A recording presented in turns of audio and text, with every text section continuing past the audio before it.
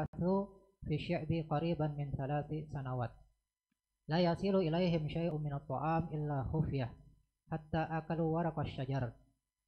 Wa kana ar-rasul qad akhbara anna al-ardata qad akalat as-sahifah falamma nazalatha quraisyun yumazzikuha wajaduha kama akhbar.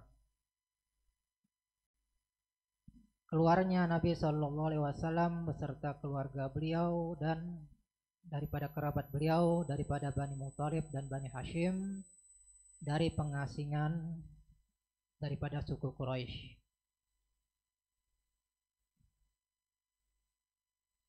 Mudah-mudahan kita dengan berkat membaca keluarnya Nabi Shallallahu Alaihi Wasallam daripada pengasingan ini, mudah-mudahan Allah Subhanahu Wa Taala mengeluarkan kita daripada kesulitan di dunia dan di akhirat, amin ya rabbal alamin. Jadi ini semacam baraatul ikhtitam. Nah, jadi mudah-mudahan dengan keluarnya Nabi daripada kesulitan di dunia dengan sebab pengasingan suku Quraisy terhadap beliau dan keluarga beliau, mudah-mudahan kita juga dikeluarkan Allah daripada segala kesulitan baik di dunia dan akhirat terutama, amin ya rabbal alamin. Fi sanatil asyirah. Sebelumnya sudah kita sebutkan bahwasanya Nabi Shallallahu Alaihi Wasallam, begitu juga keluarga beliau, para sahabat dan kerabat-kerabat beliau daripada Bani Hashim dan Bani Muthalib diasingkan oleh suku Quraisy ke lembah daripada Mekah. Jadi pinggir-pinggir pegunungan daripada kota Mekah. Nah, disitulah diasingkan Nabi Shallallahu Alaihi Wasallam beserta keluarga beliau dan kerabat-kerabat beliau dari Bani Hashim dan Bani Muthalib. Yang mana akhirnya mencapai kesepakatan 5 orang daripada pemuka-pemuka Quraisy untuk membatalkan perjanjian, membatalkan kesepakatan untuk mengasingkan Nabi Shallallahu Alaihi Wasallam beserta keluarga beliau dan kerabat-kerabat beliau. Maka Nabi Shallallahu Alaihi Wasallam keluar daripada lembah kota Mekah tersebut bersama dengan keluarga beliau dan kerabat-kerabat beliau dari pengasingan setelah berdiam di sana mendekati 3 tahun. Jadi 3 tahun diasingkan, kesulitan makanan, kesulitan daripada mendapatkan pakaian dan tidak bergaul dengan penduduk Mekah lainnya. Sehingga tidaklah sampai kepada Nabi Shallallahu Alaihi Wasallam bersama keluarga beliau dan kerabat-kerabat beliau daripada makanan kecuali diperoleh dengan cara sembunyi-sembunyi. Jadi kesulitan untuk mendapatkan bahan makanan kecuali dengan ada yang mengantar dari kota Mekah secara sembunyi-sembunyi tanpa sepengetahuan daripada penduduk kota Mekah. Sehingga sampai-sampai Nabi SAW bersama keluarga beliau itu sampai makan daun-daunan. Saking kesulitannya makanan ketika itu, diboikot daripada makan makanan. Sehingga pernah diceritakan pada suatu hari daripada keponakannya Siti Khadijah, yaitu Hakim bin Hizam bin Khuwailid. Nah, Siti Khadijah kan binti Khuwailid. Nah, beliau mempunyai keponakan Hakim bin Hizam bin Khuwailid. Nah, jadi keponakan Siti Khadijah ini secara sembunyi-sembunyi dengan pembantunya, dengan salah seorang pembantunya, mau mendatangi lembah tempat bibinya Siti Khadijah dan Nabi Shallallahu Alaihi Wasallam diasingkan dengan membawa bahan makanan.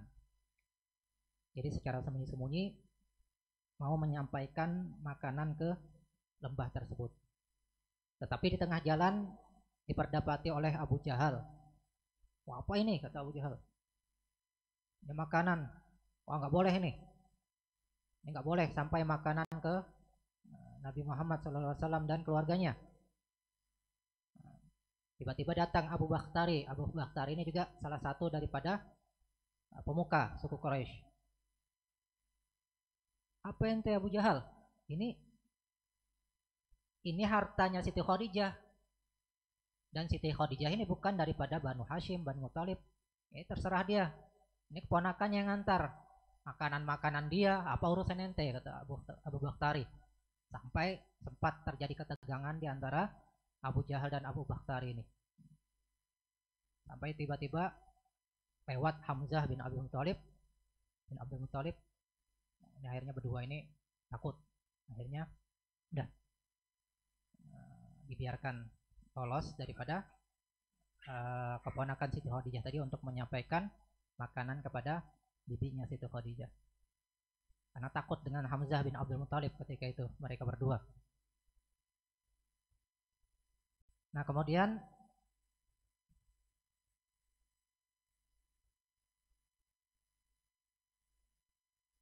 dan keadaan Rasul mendapatkan kabar daripada Allah Subhanahu wa taala bahwasanya surat perjanjian undang-undang yang mereka letakkan di tengah Ka'bah, yang digantung di tengah Ka'bah, yang isinya kurang lebih itu mereka menyatakan bahwasanya Nabi Muhammad dan keluarganya dan daripada Bani Hashim, Bani Muthalib itu tidak boleh mendapat bahan makanan dan tidak boleh perempuan-perempuannya dinikahi dan laki-lakinya tidak boleh untuk menikah dengan penduduk kota Mekah. Dan begitu juga bahan-bahan pakaian itu tidak boleh sampai kepada mereka dalam perjanjian tersebut. Kemudian diletakkan di tengah Ka'bah daripada surat perjanjian tadi. Nah, sebutkan yang menulisnya ini siapa? Mansur bin Ikrimah. Sampai Nabi pernah mendoakan kepada Mansur bin Ikrimah ini, akhirnya apa? Jari-jarinya ini lumpuh sebagian. Sebagian daripada jari-jarinya yang bekas menulis perjanjian tadi, itu akhirnya dilumpuhkan. Nah, sehingga Nabi SAW kurang lebih setelah 3 tahun diasingkan, akhirnya dikhabarkan Allah Subhanahu wa taala kepada beliau bahwa surat perjanjian yang diletakkan di tengah Ka'bah itu sudah habis dimakan rayap, dimakan anai-anai. Sehingga paling tertinggal tulisan Allah, misalnya ada tulisan Allah, paling itu yang tertinggal. Nah, manakala suku Quraisy mau menurunkan surat perjanjian tadi, mereka masuk ke tengah Ka'bah, ternyata betul apa yang disampaikan, bahwasanya surat perjanjian udah habis dimakan rayap kecuali tulisan Allah, sebagaimana yang disampaikan oleh Nabi SAW. Kemudian asal mula terjadinya pembatalan perjanjian tadi setelah 3 tahun pengasingan Nabi SAW diceritakan, yaitu Hisham bin Amr. Beliau ini pernah mendatangi Zuhair. Nah, Zuhair ini juga termasuk daripada pemuka kaum Quraisy tadi. Di antaranya tadi kan Abu Jahal, Abu Bakhtari, ada Zuhair, ada Mut'im. Nah, ini Hisham bin Amr ini datangi Zuhair. Wahai Zuhair, ente kan punya ibu, siapa? Atikah binti Abdul Muthalib. Nah, itu juga mereka itu kan ibaratnya khol kamu, bibi, paman dan bibi-bibimu yang diboikot itu. Masa ente tega sama paman bibi ente yang diasingkan? Kok tega ente? Coba sih Abu Jahal, seandainya keluarganya, pamannya atau bibinya diboikot, pasti dia nggak tega. Masa ente tega, kata Hisham bin Ammar. Akhirnya Zuhair ini, jangan sampai nih, akhirnya Zuhair ini nanti bersepakat dan yang pertama kali mengusulkan untuk membatalkan perjanjian tadi. Nah, di sini sebutkan Zuhair akhirnya berkumpul dengan 4 pemuka Quraisy lainnya.